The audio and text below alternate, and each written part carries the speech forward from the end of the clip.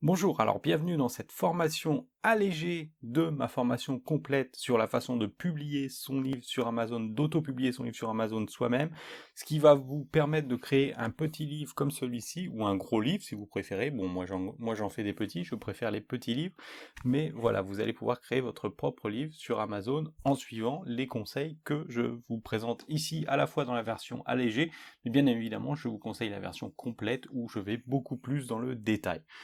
Donc, on va voir ensemble comment auto-publier son propre livre sur Amazon en 16 étapes. Donc, on commence tout de suite par, premièrement, la question majeure à se poser.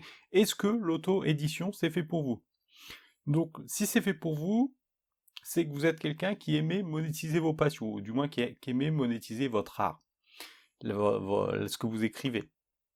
Donc, pour monétiser votre passion, il va vous falloir des livres qui sont bien placés sur les places de marché et qui potentiellement vont vous faire gagner un peu d'argent avec ce que vous avez écrit.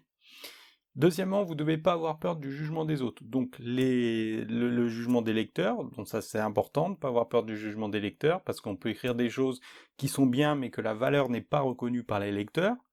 Aussi par le jugement des pseudo-experts. Donc les pseudo-experts, c'est qui? C'est les gens qui sont, par exemple, dans un domaine depuis très longtemps et qui ont des croyances qui ne sont pas les vôtres et qui vont venir vous tomber dessus. Donc par exemple, dans les pseudo-experts, on a par exemple les professeurs, les gens qui sont un peu académiques, ils vont venir vous embêter. Par exemple, si vous faites des fautes d'orthographe, si votre présentation, par exemple, votre couverture n'est pas conforme aux standards de l'édition, par exemple, ou des choses comme ça.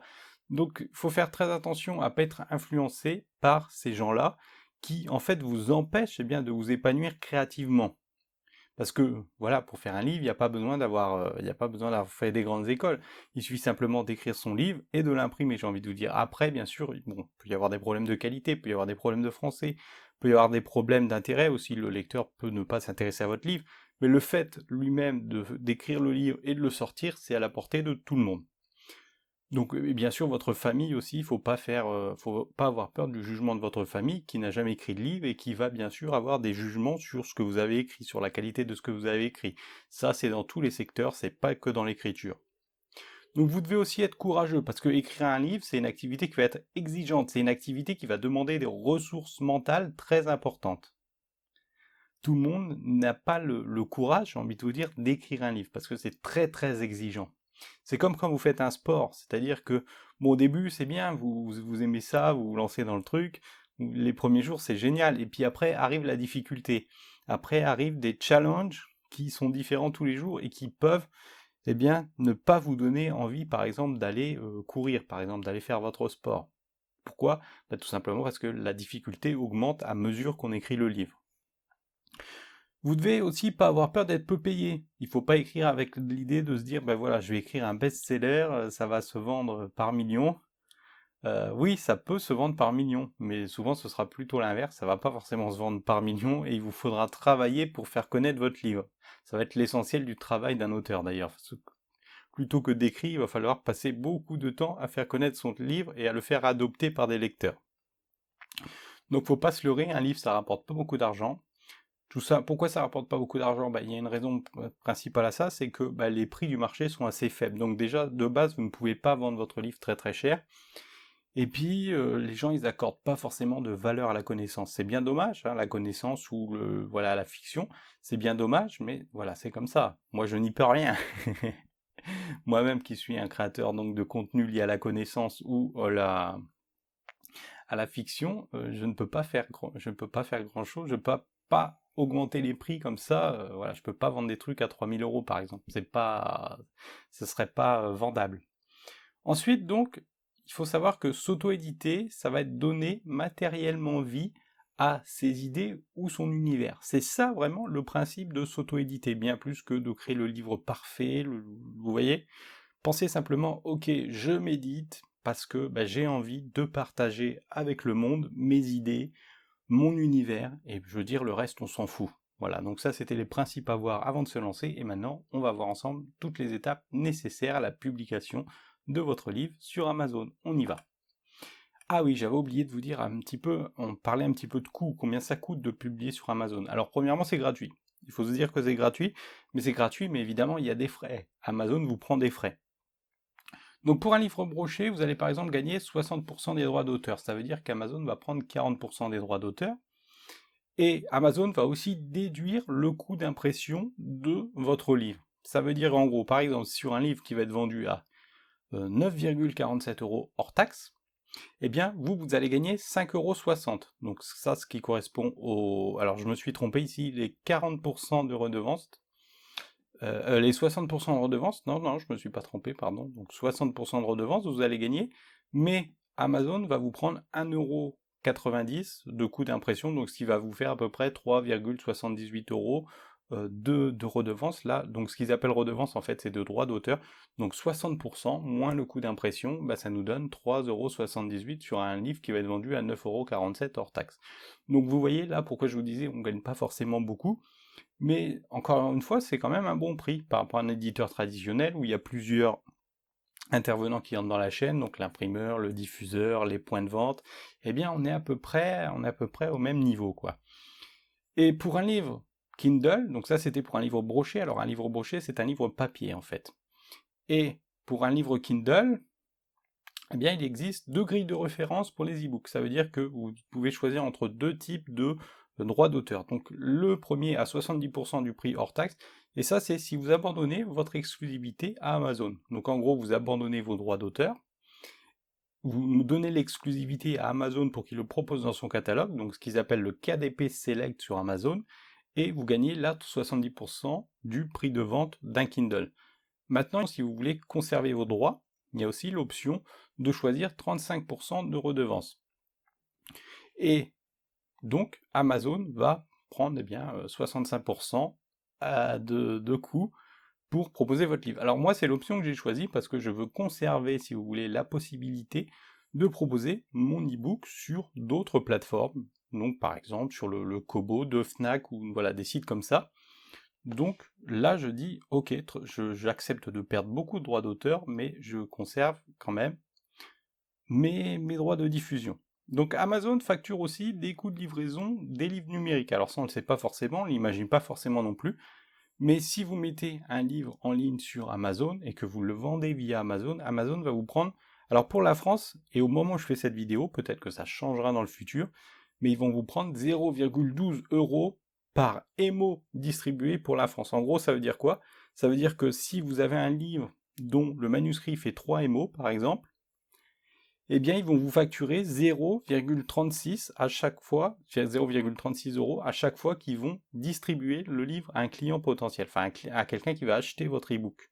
Donc vous allez perdre 0,36 € à chaque fois que, sur le prix de vente total, à chaque fois qu'ils vont distribuer votre livre à un client. Voilà, donc maintenant on a fini. Et donc on va s'intéresser à l'Amazon Kindle Direct Publishing, qu'on appelle aussi l'Amazon KDP. Et l'Amazon Kindle Direct Publishing, c'est en fait l'endroit où vous pouvez gérer la publication de votre livre, donc soit broché, soit numérique. Donc c'est un système qui a été conçu pour les auteurs indépendants et auto-édités, et aussi pour faire gagner de l'argent à Amazon, hein, disons-le clairement.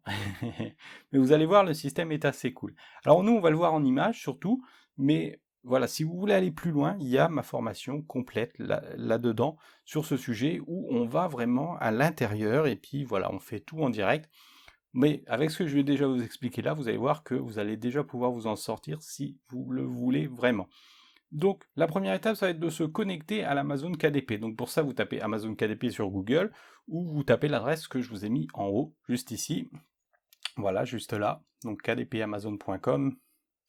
Si vous faites kdpamazon.com, il va détecter que vous êtes en France. Si vous êtes dans un autre pays, vous faites fr, voilà, -fr. Donc première astuce que je vous recommande ici, c'est de créer un compte email et Amazon qui va être spécialement dédié à votre activité d'auteur. Pourquoi vous faites ça? Très simple, c'est pour en fait séparer votre compte d'acheteur Amazon, si vous en avez déjà un, avec votre compte d'auteur Amazon. D'accord? Comme ça, vous ne vous trompez pas. Donc moi j'en ai créé un, donc j'ai créé une adresse Gmail pour ça, et puis un deuxième compte que j'ai activé, mais voilà, maintenant je m'en sers comme compte d'auteur. Parce que vous allez simplement pouvoir vous connecter avec votre compte Amazon. Donc la deuxième étape, ensuite, une fois que vous serez connecté à l'Amazon KDP, donc c'est très facile, donc je reviens en arrière, vous avez une partie pour vous connecter, une partie pour vous inscrire. Donc si vous n'avez pas de compte, vous cliquez simplement sur s'inscrire. Voilà. Donc ensuite, il va falloir ajouter le livre que vous avez à publier ou les livres que vous avez à publier sur Amazon. Et ça, donc, vous allez pouvoir le faire avec le tableau de bord de l'Amazon KDP. Donc la première chose à faire, c'est que eh bien, vous allez simplement cliquer ici sur un des plus. Donc livre broché si c'est un livre papier et livre e-book Kindle si c'est un Kindle. Donc le système est quasiment à 80% le même si vous avez un livre physique à publier, donc un livre broché ou un Kindle. Donc on va voir ensemble les deux en même temps à chaque fois, puisque les options sont quasiment les mêmes, donc voilà, il n'y a pas vraiment de différence. Mais retenez simplement que vous devrez créer deux versions différentes, même si vous avez un même livre. C'est-à-dire que par exemple, si j'ai le même livre, eh bien je vais créer un livre broché, donc si je veux faire une version papier, et un e-book Kindle, si je veux créer un Kindle. Mais il faut, même si je mets sur les pages de ces livres, sur les pages de vente de ces livres, exactement les mêmes informations, il faut quand même créer deux livres différents. Ensuite, vous aurez dans l'Amazon Kindle ici, le KDP, l'Amazon KDP, vous aurez la possibilité d'associer ces deux livres pour n'en faire qu'un, mais il faudra quand même créer deux livres différents. Donc on passe à l'étape 3. Donc la troisième étape, c'est très simple, on va vous proposer d'entrer le titre de votre livre, et puis le sous-titre de votre livre. Alors ici, l'astuce que je vous recommande, c'est d'entrer les mots-clés potentiellement recherchés par votre audience dans le titre et le sous-titre. En fait, parce que ce sont les mots les plus importants. Le titre et le sous-titre, c'est les mots les plus importants, c'est ceux avec quoi on va vous trouver. Donc par exemple, alors je vous recommande bien évidemment de suivre ma formation complète pour auto-publier son livre sur Amazon, et puis pour avoir plus d'astuces pratiques pour l'écriture du livre. Simplement retenez que dans votre titre de livre ou dans votre sous-titre, il faut mettre des mots-clés qui vont être recherchés par votre audience, par exemple. Donc il faut peut-être penser le titre et le sous-titre de votre livre avant même de commencer à l'écrire. Donc ensuite, quatrième étape. Dans la quatrième étape, on va vous proposer, une fois que vous avez mis le titre et le sous-titre, d'entrer la description de votre livre. Donc vous voyez, là c'est un peu le cirque sur l'écran, mais il y a deux choses à retenir, deux choses essentielles pour une description, c'est que premièrement, il faut donner envie d'ouvrir le livre quand vous allez écrire votre description. Donc en lisant votre description, le lecteur doit se dire « Waouh, ce livre-là est fait pour moi, ça me parle ce que je suis en train de lire ». Et ça, donc, vous devez le faire dès les premières lignes. Les lignes les plus importantes d'une description, c'est peut-être les trois premières qui vont constituer l'accroche, puis ensuite le lecteur va peut-être lire un petit peu plus la description, et puis après il va complètement vouloir aller voir ce qu'il y a dans le livre, donc peut-être le feuilleter, puisque Amazon propose l'option, et peut-être carrément l'acheter. Donc, pour mettre un petit peu plus d'ordre dans votre description, vous avez aussi la possibilité d'utiliser du HTML pour le formatage de votre description. Donc vous pouvez utiliser des balises HTML comme par exemple le gras, mettre du gras dans votre texte. Vous pouvez utiliser des titres H4. Donc un titre H4 en fait c'est un tout petit titre mais il fait quand même la différence par rapport aux autres textes. Et si vous voulez, vous avez donc la liste disponible ici, donc je vous la mettrai dans la description de la vidéo si vous le voulez. Non, je sais pas si vous le voulez, je vais faire tout court. Juste en dessous, voilà. Donc je vous mettrai l'adresse, donc là elle est sur l'écran, mais bon, pour plus de facilité, je vous la mettrai dans la description. Et puis donc ensuite, il y a l'étape 5. Donc une fois que vous avez fait ça, que vous avez rempli votre description, vous pouvez mettre le numéro d'édition de votre livre. Donc c'est quoi le numéro d'édition? En gros, c'est si vous faites des modifications, vous mettez par exemple édition numéro 2. Si c'est pas une nouvelle version de votre livre, vous vous en fichez. Donc une nouvelle version d'un livre, c'est une version où on a modifié pas mal de choses. Par exemple, on a rajouté 10 pages. Ok? Donc là, vous mettez un numéro d'édition. Sinon, vous n'en mettez pas, c'est plus simple. Ensuite, vous pouvez mettre le nom d'auteur. Alors là, l'astuce numéro 1, ça va être par exemple d'entrer un nom de plume si vous écrivez sous un pseudonyme. C'est-à-dire que c'est ici que vous pouvez mettre votre pseudonyme, donc un faux prénom et un faux nom par exemple. Vous avez aussi la possibilité de mettre un préfixe ou un suffixe si vous avez des titres particuliers. Donc ensuite, l'astuce numéro 2, si vous prévoyez de publier une saga par exemple, sachez qu'il existe aussi un cadre entre le titre de votre saga et le numéro du tome juste en dessous. Donc par exemple, si j'écris Harry Potter, donc c'est ici, hein, voilà, donc je ne vous l'ai pas dit ici, mais le numéro d'édition c'est ici, numéro, nom, prénom, prénom, nom de l'auteur c'est ici. Vous pouvez aussi mettre les contributeurs ici, j'ai un peu zappé l'histoire des contributeurs, donc si vous êtes plusieurs à écrire le livre, par exemple, ou s'il y a différentes personnes qui interviennent, donc par exemple un graphiste, donc un traducteur ou des choses comme ça, vous pouvez ici cliquer sur ajouter, Enfin, vous faites comme avec le nom de l'auteur, et puis ici vous cliquez sur autre ajout, et vous pouvez ajouter plein de personnes comme ça, plein de contributeurs à votre livre. Donc si vous avez une série ou une saga, donc ce que vous pouvez faire c'est que vous mettez le nom de la série, donc par exemple Harry Potter, et simplement le numéro du tome, donc tome 1, tome 2, tome 3, tome 4, voilà. Aussi simple que ça. Donc ensuite on passe à la 6e étape, donc toujours dans votre tableau de bord, au moment d'entrer les informations de votre livre, on va vous demander des informations sur les droits de diffusion et les mots-clés du livre.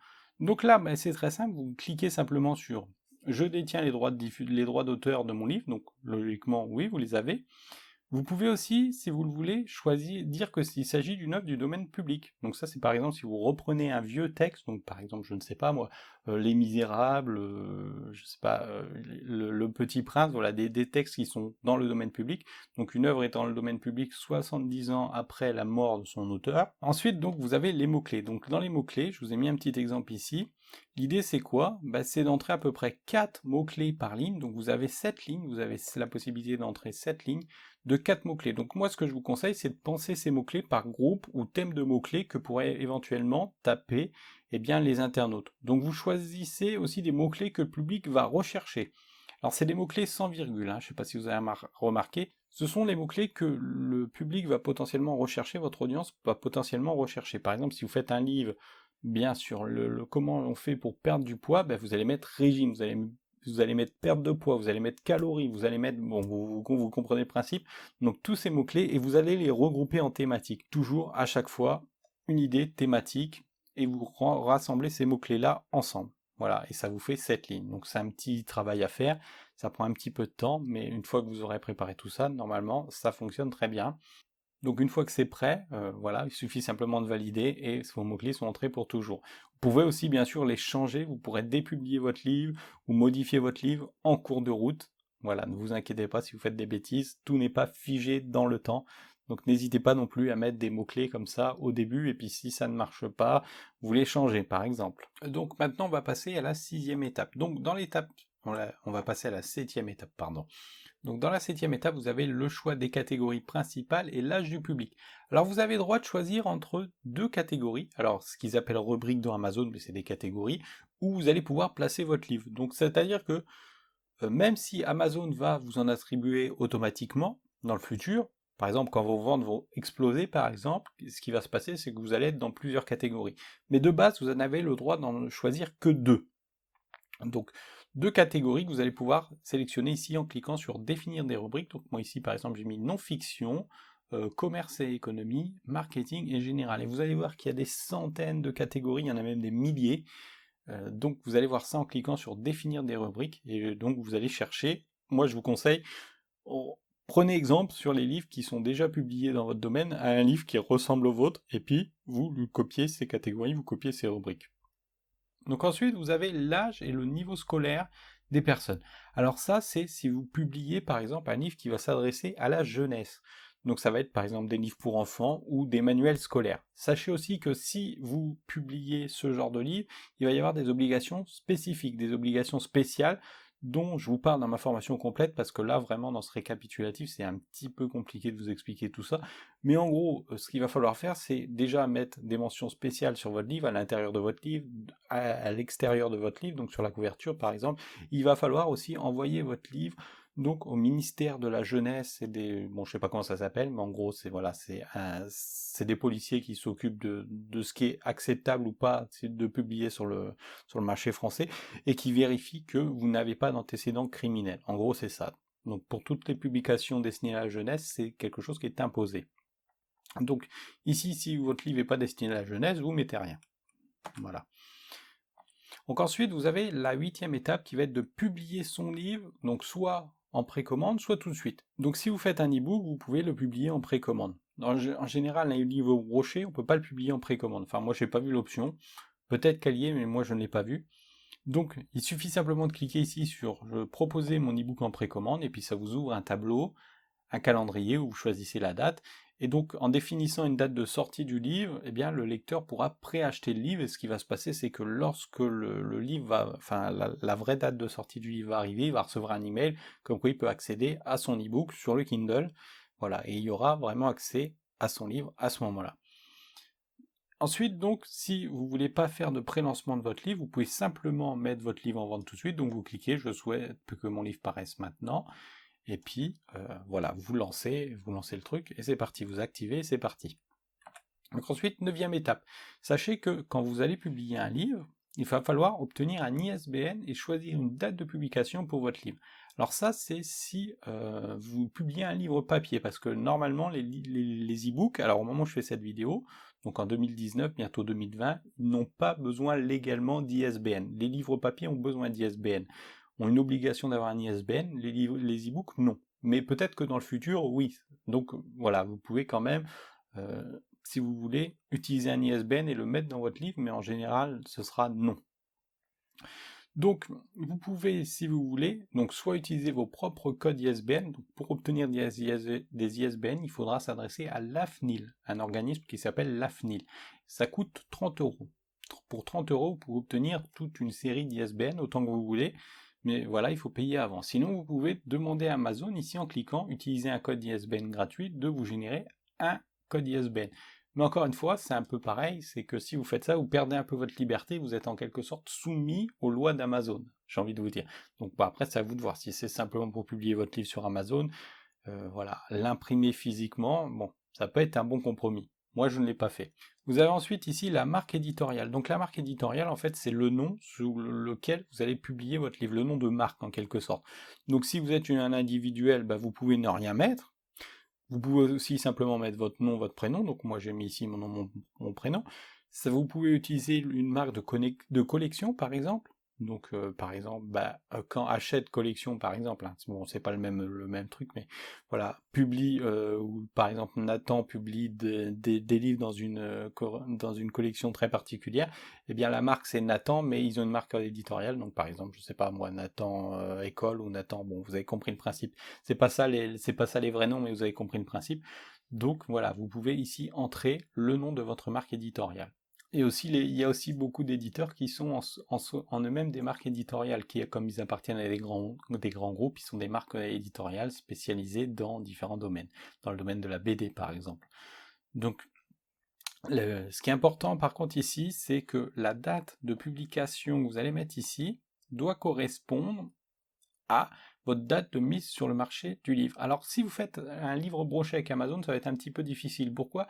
Parce que on va le voir après, mais vous avez l'obligation légale d'envoyer votre livre papier à la Bibliothèque nationale de France. Le problème, c'est que vous ne pouvez pas envoyer votre livre papier avec un service comme Amazon, contrairement à un imprimeur traditionnel, vous ne pouvez pas l'imprimer en fait avant de l'avoir publié sur Amazon. Donc c'est un peu embêtant, c'est-à-dire que vous êtes obligé en quelque sorte de publier votre livre avant de l'imprimer, d'en faire des copies pour vous. Donc voilà, ça c'est le petit inconvénient, mais normalement, légalement, vous devez quand même imprimer votre livre, l'envoyer à la Bibliothèque nationale de France, et seulement après, vous avez le droit de le publier. Mais là, on est dans un cas un petit peu particulier, puisqu'on est dans de l'auto-édition, et plus particulièrement de l'impression à la demande, et bon, les éditeurs, la législation commence un petit peu à s'adapter à ça, et à voilà, proposer des formules, comme on va le voir après, qui sont adaptées à ce type de publication, qui est lui-même particulier, qui est différent de l'édition traditionnelle.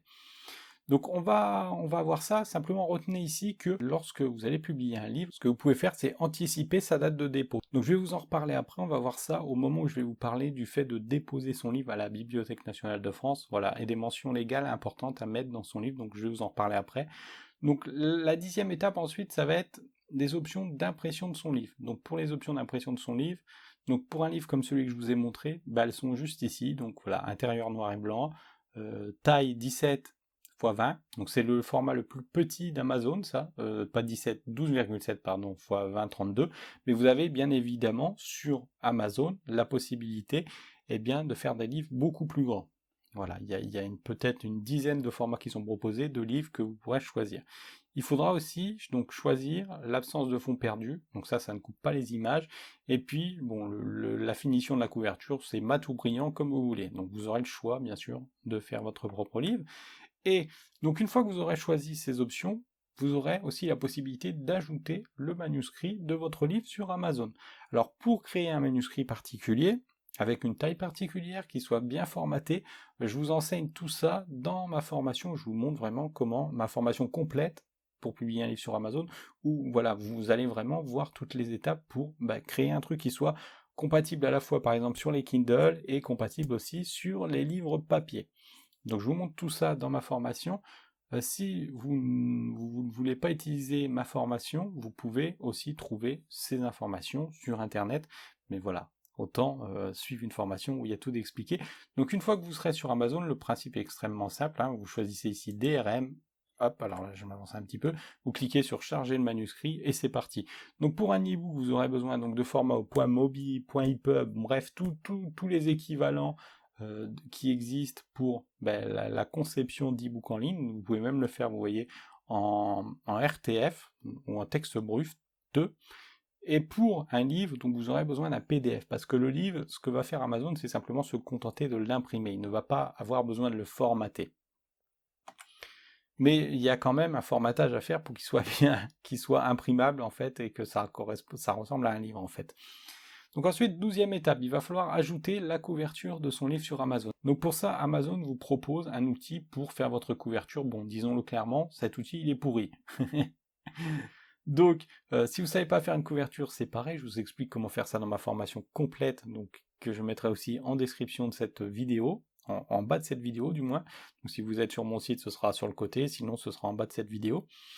Et simplement, il propose donc un outil pour créer une couverture. Donc pour un e-book, ça ressemble à ça. Voilà, vous avez simplement une page, donc vous balancez votre couverture et c'est bon. Et pour alors un livre broché, là que c'est un petit peu plus délicat, c'est qu'ils vont vous donner un modèle. Donc ce modèle, il va ressembler à rien, mais vous choisissez quand même un modèle où vous allez pouvoir glisser dessus un arrière-plan qui va contenir deux faces. Donc il va contenir la face arrière de votre livre, la face avant et puis la tranche. Voilà. Donc la petite tranche que vous voyez ici, c'est nécessaire pour avoir un livre qui soit la couverture complète, qu'on puisse le plier et en faire un livre. D'accord ? Donc c'est pareil, je vous montre comment faire ça dans ma formation. Donc voilà, retenez simplement qu'un e-book, c'est donc la couverture de face, ça suffit. Et pour un livre papier, donc il faudra concevoir, avant d'utiliser l'outil, une couverture qui contient à la fois donc la partie arrière, la tranche et la partie de face. Donc ensuite, vous aurez aussi l'option de prévisualisation des différents modèles que vous aurez proposés. Donc vous verrez par exemple l'outil de prévisualisation, vous verrez votre couverture, comment elle est mise en page. Vous verrez pour un e-book, simplement, vous voyez quelque chose de très simple comme ça. Et puis pour un livre broché, donc vous aurez aussi la possibilité de naviguer dans les pages qui vont être imprimées. Voilà. Donc tout ça se fait avec l'outil de prévisualisation, donc dans l'aperçu du livre que va vous proposer Amazon. Donc en 13e étape, ensuite, vous avez le récapitulatif des coûts d'impression et de délivrabilité de votre livre. Ça veut dire quoi, ce charabia? C'est simple, c'est-à-dire que quand vous allez imprimer un livre papier, ça va vous coûter une certaine somme. Donc là, par exemple, pour un livre de 104 pages, ça coûte 1,90 €, c'est-à-dire qu'Amazon va facturer sur le prix de vente, ils vont vous prendre 1,90 €, parce que c'est que sur le prix de vente, vous ne payez pas vous n'avancez pas d'argent en fait, comme c'est un système d'impression à la demande. Donc les coûts d'impression, ils vont dépendre de la taille de votre livre, donc je vous l'ai dit, et puis pour un livre numérique, Amazon va ajouter 0,12 € par émo de télécharger. Donc ça veut dire quoi? Ça veut dire que, donc je vous ai fait l'exemple tout à l'heure, pour un livre de 3 émo par exemple, vous allez payer 0,36, ils vont vous enlever 0,36 € sur le prix final. Là c'est pareil, vous n'avancez pas de coût.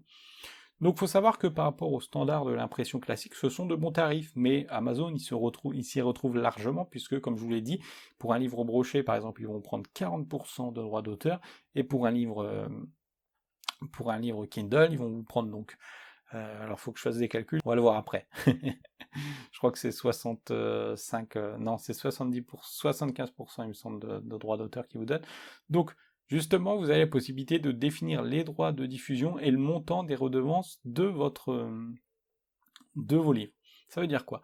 Ça veut dire que, par exemple, vous avez la possibilité, si vous voulez, de vous inscrire à KDP Select. KDP Select, donc, est le programme pour donner l'exclusivité à Amazon et avoir le maximum de droits.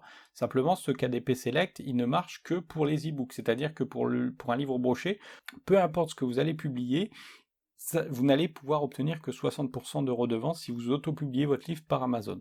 Donc c'est important de le savoir. Vous pouvez choisir aussi les territoires où vous distribuez votre livre, donc ça peut être intéressant. Et donc vous avez aussi la possibilité de choisir individuellement dans quel marché vous voulez le proposer. Donc vous avez cette option ici. Donc voilà, vous sélectionnez le marché principal, mais vous avez aussi ici d'autres marchés, donc vous pouvez choisir soit de les ajouter, soit de les enlever. Vous avez aussi donc la possibilité de choisir la redevance et le prix de votre livre. Donc vous mettez votre prix de livre en hors taxe. Et ils vont vous ajouter les taxes. Donc il faut savoir par exemple que l'État prend 5,5% sur le prix d'un livre. Donc ça va vous le calculer automatiquement. Donc essayez de viser un prix en rapport avec ce que va le prix final que vous voulez obtenir de votre livre. Moi par exemple sur mon livre à 9,99, donc je mets le prix à 9,47€ par exemple pour que ça fasse 9,99 au prix final. Voilà, donc vous avez le taux, et puis donc vous avez le coût de livraison, et puis vous avez la redevance. Donc ici, par exemple, si je choisis 30%, 35%, ça va nous donner donc un taux à 35% et une redevance de 1,66€. Oui, c'est ça qui est marqué. Ça veut dire qu'à chaque fois que je vends un livre, je vais gagner 1,66€. Donc c'est la même chose pour un livre, donc je vous invite à jouer avec ces options. Vous avez ensuite la possibilité d'inscrire votre livre à Matchbook. Ça veut dire quoi? En fait, c'est un service qui permet, lorsque quelqu'un achète un livre papier, si vous proposez une version e-book de votre livre aussi sur Amazon, ça lui propose d'acheter la version e-book aussi s'il veut pour quelques euros de plus. Vous avez ensuite donc la possibilité de prêter votre livre, donc ça c'est voilà quelque chose en plus qui va vous faire fournir des revenus en plus. Mais voilà, ça cherche pas haut non plus. Et puis donc ils vous disent ici il faut compter 72 heures pour voir son livre publié. Donc souvent ça va beaucoup plus vite que ça. Donc une fois que vous avez fini toutes ces étapes, vous pouvez cliquer sur publier votre livre. Voilà. Et pendant tout le processus, on vous demandera si vous voulez enregistrer comme brouillon ce que vous avez déjà fait. Donc n'hésitez pas à le mettre si vous ne pouvez pas tout faire en une fois. Mais sinon, voilà, on aura fait l'essentiel ici. Donc ensuite, une fois que vous avez publié votre livre, enfin que vous avez préparé votre livre, vous n'êtes pas forcément obligé de le publier tout de suite, vous avez la possibilité de demander des épreuves avant de publier votre livre sur Amazon. Ça veut dire que simplement en allant dans votre panneau d'administration, enfin le panneau d'administration du KDP Select, une fois que vous êtes sur votre livre, donc là vous voyez j'ai mon livre principal par exemple, et puis j'ai mon ebook Kindle et j'ai mon livre broché. Donc je peux créer ça en cliquant sur associer mes deux livres une fois que j'ai créé mes deux livres ensemble, ou dissocier les livres éventuellement. Et puis si je veux, donc j'ai la possibilité de demander, alors soit des épreuves papier, soit des exemplaires d'auteur. Alors une épreuve papier, je vous ai mis un exemple ici, c'est en fait un livre où il va y avoir un bandeau, voilà, ce livre n'est pas destiné à la vente par exemple. Donc ça, vous pouvez vous en servir pour voir où vous avez fait des erreurs, donc par exemple des fautes de frappe, des fautes de français. Moi, ce que j'ai tendance à faire, c'est que je prends un crayon rouge et bon, alors soit je raye les formules qui me paraissent pas intéressantes, soit je raye où je me dis, là, il n'y a pas de rythme, ou là, le rythme n'est pas bon, ou soit, simplement, des fois, vous savez, on oublie simplement de sauter une ligne, par exemple, ou des choses comme ça. Au moment du formatage, on oublie de sauter une ligne. Donc, on va refaire son livre. Ensuite, une fois qu'on a fait ça, une fois qu'on a vu où étaient nos erreurs, on va retourner modifier le manuscrit, on va resoumettre un manuscrit avant de publier son livre. Donc il faudra souvent demander des épreuves ou des exemplaires d'auteur pour voir si la copie qu'on va recevoir correspond au livre final qu'on veut. Et puis donc une fois qu'on a fait tout ça, on peut publier notre livre et on peut aussi acheter des exemplaires d'auteur. Amazon propose la possibilité d'acheter des packs de jusqu'à 999 livres en une fois, voilà, pour vous, au prix simplement du coût d'impression. Donc par exemple, moi si je veux, je peux acheter mon livre à 2€, enfin 1,90€, plus la livraison, donc qui est voilà, à peu près 1,20€ par livre. Donc je peux avoir tous mes livres comme ça à ce prix-là. Et je peux acheter plusieurs packs de 999 par exemple. Bon, ce serait un peu idiot parce que je ne saurais pas trop quoi en faire des 999, mais vous avez compris le principe. Vous pouvez acheter de manière illimitée autant de livres que vous voulez. Simplement, il faut respecter ce niveau d'impression de 999 livres. Vous pouvez simplement en acheter 10. Hein. Moi, par exemple, je les achète 5 par 5. Donc ensuite, il y a la 6e étape. Alors la 6e étape la 16e étape, pardon, est un petit peu plus complexe. C'est qu'il va falloir, premièrement, publier votre livre sur Amazon. Donc ça, c'est pas compliqué. Hein. Une fois que vous avez vérifié que tout est bon, vous cliquez sur publier. Il vérifie le livre, dans les 72 heures, il est publié et vous pouvez le commander. Justement, il va falloir acheter un exemplaire. Donc vous pouvez ici demander un exemplaire d'auteur, comme je vous ai dit avant, acheter votre livre, voilà, à prix coûtant, enfin au prix d'impression seulement. Vous allez ensuite attendre de recevoir votre livre. Une fois que vous allez recevoir votre livre, ce qu'il va falloir faire, c'est envoyer un exemplaire à la Bibliothèque nationale de France. Alors je vous explique comment faire tout ça, donc dans la formation complète. Le principe est extrêmement simple, c'est que vous allez commander un de vos livres, voilà, dans sa version finale, donc avec tout, le code barre, le prix qui est indiqué à l'arrière. Donc, allez, je vous ai pas dit, on va aller voir ensemble les options. Je vous ai préparé ça sur mon site, alors hop. Donc ces obligations légales pour publier un livre broché sur Amazon, par exemple, elles sont différentes d'un livre broché de manière, voilà, avec un éditeur classique. Donc il y a quelques petites obligations légales. Premièrement, vous devez mettre le nom de l'éditeur et son adresse sur votre première page. Donc ça peut être vous, tout simplement, votre adresse à vous, donc votre nom et votre adresse.